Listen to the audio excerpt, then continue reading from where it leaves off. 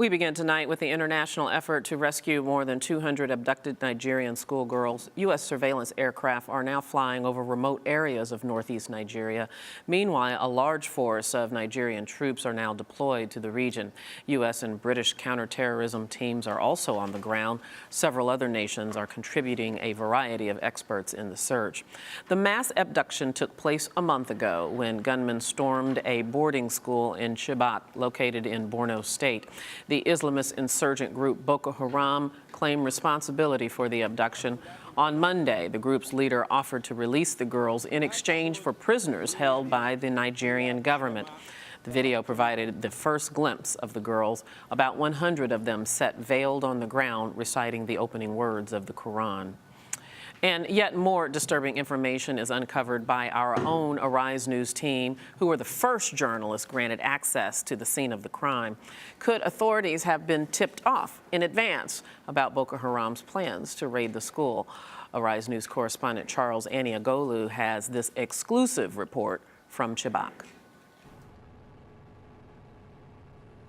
In the barren scrubland of northeast Nigeria, where the towns are few, the villages hardly big enough to appear on the map, and where the roads are dust tracks or goat paths, the most dangerous insurrection in Africa has made its home. Like so many terror groups across the world, it can move under cover of darkness and disappear into the night. Even from our Nigerian helicopter gunship flying at a few hundred feet, it was hard to pick out movement, and they'd have heard us coming from many miles away. We're on board the helicopter now, flying towards Chibok and over terrain that could easily be occupied by Boko Haram. There are so many conflicting stories coming out of Chibok that it's hard to know what to believe. That's the challenge facing the combined military response by the Nigerian Army and Air Force as they try to ensure that the tragedy of Chibok doesn't happen again. Some 200 girls still missing after a month in a region that crosses borders and is the size of several small countries. When we went to Chibok, we found different versions of everything. Why the girls were there in the first place, how many of them are missing, what happened on the night, what happened after they were taken. It's no surprise. Records are not always kept or coordinated, and there are simply not enough soldiers or police to cover every town with reliable security. Because these guys came in 3 different groups. The first, second, and third batches. So they came in different groups. So they basically confused the security services. But the security has tried. They have hosted these guys for at least 1 hour, 30 minutes exchanging fire. But the security ran out of the ammunition. So they ran out of ammunition? Yes, they ran out of them. You know how these guys came in? They came in with heavy weapons. The Nigerian authorities need technical support, drones, surveillance, advanced military equipment. That is the tangible side of the offers of help from the United States, Britain, France, and others. And now there's the prospect of more cross-border cooperation with a meeting in Paris this weekend. It might not be enough to eliminate Boko Haram, but it will help to contain it. If you can remember, many schools that were vulnerable have been closed. So for that school to have even been at that time open for that kind of event in that kind of circumstance, is something which one will want to ask a lot of questions. In any case, government has taken many measures to ensure that schools are protected and all other soft targets as much as the government can be able to do so. But don't always forget that terrorists choose soft targets. There's a nastier, grubbier side to what happened in Chibok. The principal told us that the girls had been brought to a school that had been closed to do their exams and then kept in a dormitory overnight. Why? There's a lot of controversy over why they were allowed to come here. We understand that the West African Examinations Council had requested that the exam be set in Maiduguri because of better security there. Why were the girls allowed to come back to somewhere as remote as this? It's an agreement between the WAEC and the state government. Because the WAEC people asked the state government that if they will give them the logistic and a vehicle to convey their papers to the various areas, they will do so. So the state government agreed and paid them by giving them 1 point something before they agreed to bring the papers down here. So you were basically carrying out instructions? I'm carrying out instructions. It's highly unlikely that Boko Haram just happened to carry out a raid on the little town on the very night the girls were there. So might they have been tipped off? And if so, by whom? The intelligence works both ways, and some, including Amnesty International, claim that the authorities were tipped off sometime in advance that the raid was coming. So why was nothing done? Nobody knew that those children were abducted until the following morning, when information got to the military that the children in the school were abducted. And immediately the information was received, the chairman of the local government gave 4 vigilantes to escort the military in search of these missing girls, so that the military did not respond completely on that day is false. So many questions, and as ever in Nigeria, politics is never far away. This remote state, with its main city Maiduguri, secured like a fortress against Boko Haram, has political currents different from those of the rulers in the national capital Abuja. Unquestionably, there is opposition to the government of President Jonathan in Borno State. In some ways, that's a sign of a healthy democracy. But for the authorities in Abuja, it makes trying to tackle the insurrection in the northeast even more difficult. And it makes effective governance that much harder. All this matters, of course, because the election is approaching. And if ordinary people in the northeast don't trust their politicians, some will inevitably reach out to more extreme elements, like the gunmen hiding in the scrubland and the forests. But for the girls who escaped and the parents who wait on in Chibok, all they care about is getting their children and their friends back. It's to stop another Chibok happening that the questions being asked will need to be answered.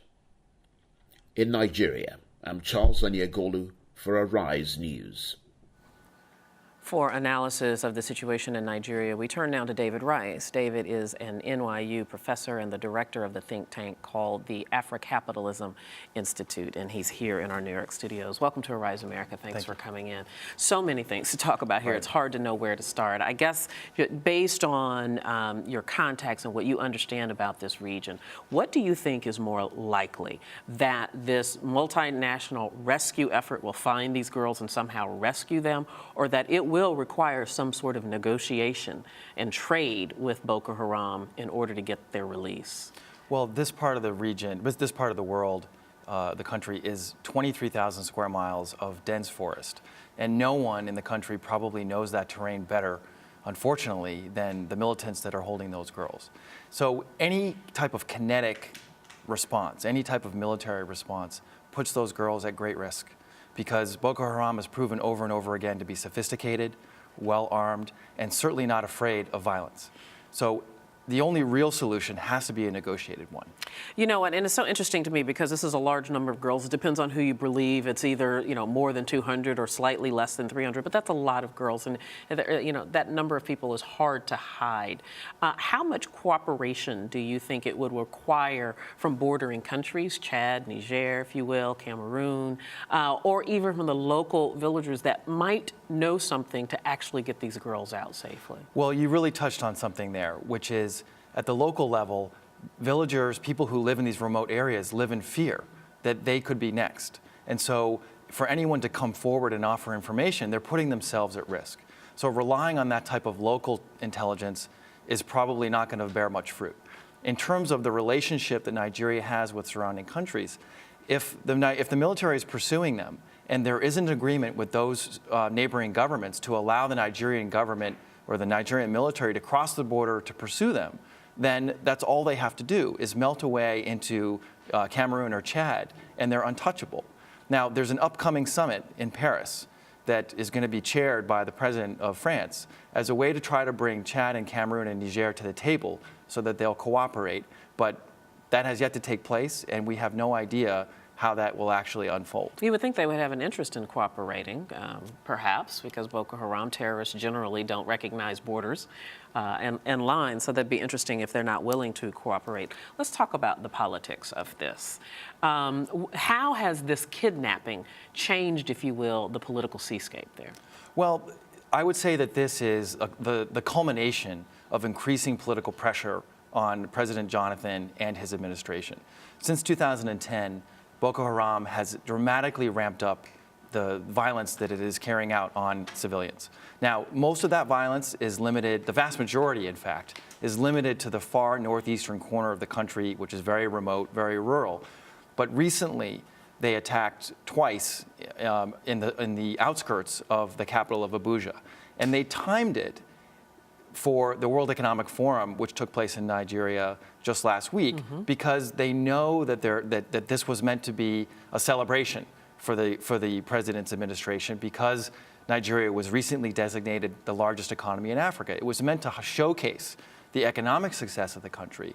And so Boko Haram has proven not only very adept at carrying out a violent campaign, but one in which they have captured the minds and hearts of Nigerians, Africans, and people around the world. So they're very formidable.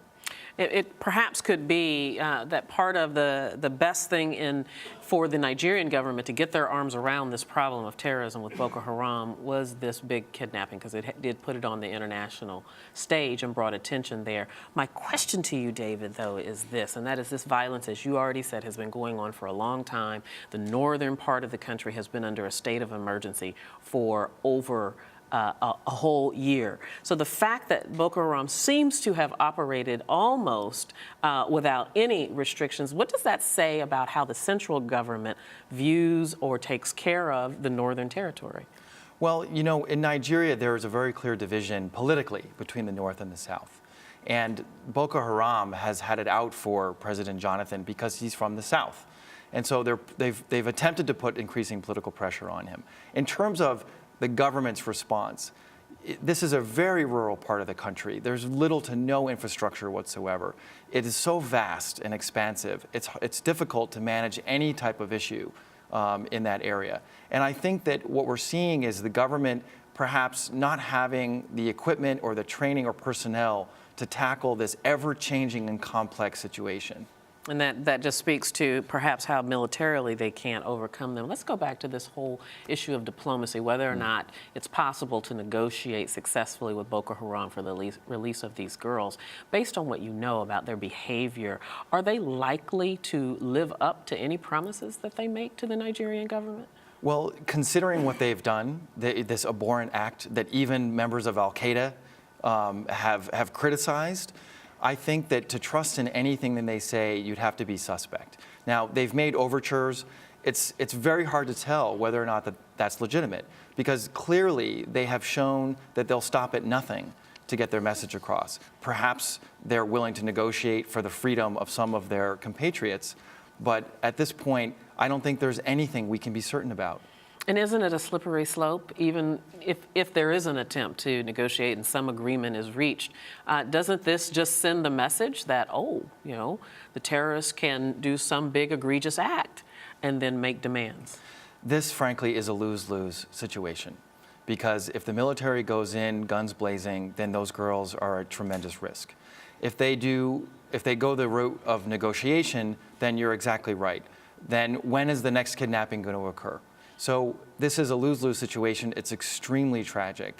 And all we can do is hope and pray that those girls get home safely to their families. Hope and pray indeed. We'll have to leave it right there. David Rice, thank you so much. Thank you. Take care.